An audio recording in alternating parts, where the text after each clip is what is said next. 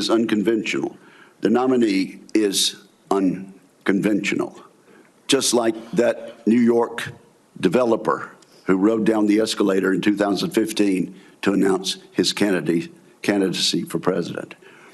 That may be what makes Mr. Hegseth an excellent choice. He will inject a new warrior ethos into the Pentagon, a spirit that can cascade from the top down.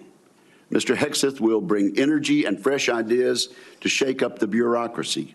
He will focus relentlessly on the warfighter and the military's core missions, deterring wars and winning the ones.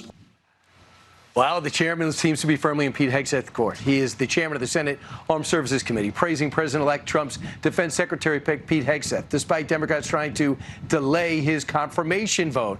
Joining us now in studio, Mississippi Senator Roger Wicker. Ms. Senator, congratulations on being chairman. Thank you. That was your first committee hearing. Do you believe Pete Hegseth is on his way after that hearing to getting the confirmation? He's definitely on his way, and I'll tell you what, we're going to have a hearing at 5 o'clock on Inauguration Day, and I think he'll be reported to the full Senate the very first day. Some people are saying vote for him by the end of the week. Some people are saying he's going to be filibustered.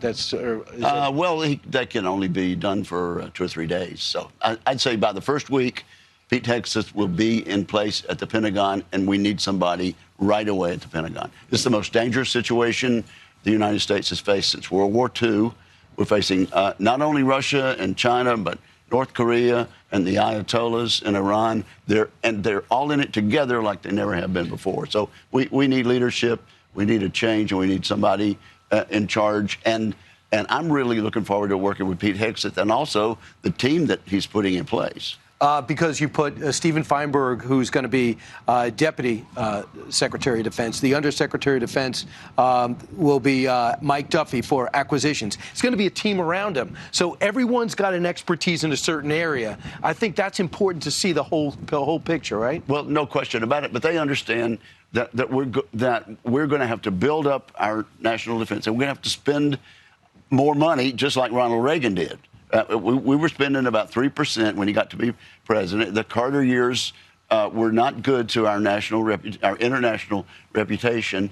And at the end of 12 years of Ronald Reagan and H.W. Bush, we had defended the United States, and the Cold War had been won by the West. We're not building That's what ships. We need to do. Our military-industrial base is not big enough. It's been consolidated, and we can't build ships quick enough. And we can't even people who want to write us checks can't get the missile defense fast enough because we can't make it fast enough from Taiwan to Ukraine.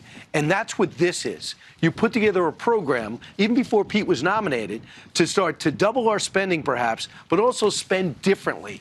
And you put together a few bullet points. You're going to cut red tape, unleash the innovation, increase competition, enable decisive action, and modernize the budget process. That last one, what do you mean modernize the budget process?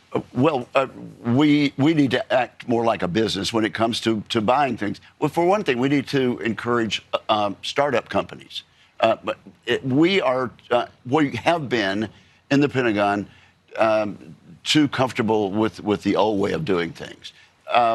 New folks with startup ideas like Elon Musk had a couple of decades ago, we need to encourage them to come forward and make suggestions. And so the point is, we can get to 5% of our gross domestic product on defense, but we can save a lot of money by bringing efficiencies at the same time. But you guys they can't get through an audit. We don't know where all the money is going. Okay, I will wager you half a day's salary of a Fox News anchor that we will have an audit completed and we'll pass an audit by the end of this. Are people open to it? I think the people absolutely are crying for this. They want us to defend our nation. They want us to avoid a war. Peace through strength. So the key there is you're strong enough to avoid a war so China doesn't try to do anything in Taiwan. And so Russia doesn't try to take over his European neighbors. You do that through strength. We did it against Yeltsin and in the Cold War. We can do it again.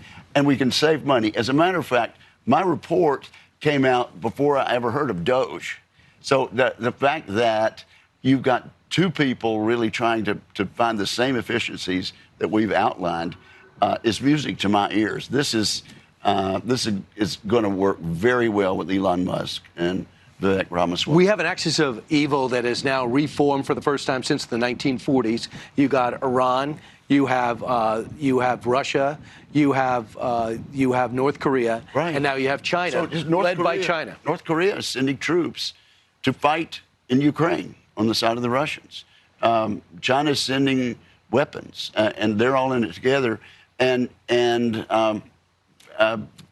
thankfully, Netanyahu has gone a long way to helping the West and the freedom-loving people of the country, of the world, defeat the Iranian proxies Senator, in the Middle East. Tell me where I'm wrong. President likes making money. We have the greatest, we have this industrial base, we got the innovation, we have the missile defense that people want, we got the tanks people want, we got the guns people want. We have allies who have open checkbooks. We could make this a for-profit thing. We arm our allies, we innovate, we keep the best stuff for us, we give them missile defense, and we make money on it. A friends and family discount, okay. But in the meantime, we're arming our allies. That is less that we have to do, and that is the best deterrent. Well, and they're building their munitions too, and that's got to be part of it. But yes, you're thinking outside the box, and that's exactly what I'm proposing in Restoring Freedoms for. Right. So you've got a plan. You're ready to go. It's not just spend more money. It's spend it wisely, spend it differently. And Pete Hegseth is putting the folks in place to actually do this. When's his vote? His vote in the committee is Monday afternoon, 5 o'clock. All right, Already Monday afternoon. scheduled and noticed. Because we can't have one day without a Secretary of Defense. Right. We got to do it. Senator, great to see you. Thank you. Hopefully first of many appearances. Thank you so much. A very important job. Appreciate it.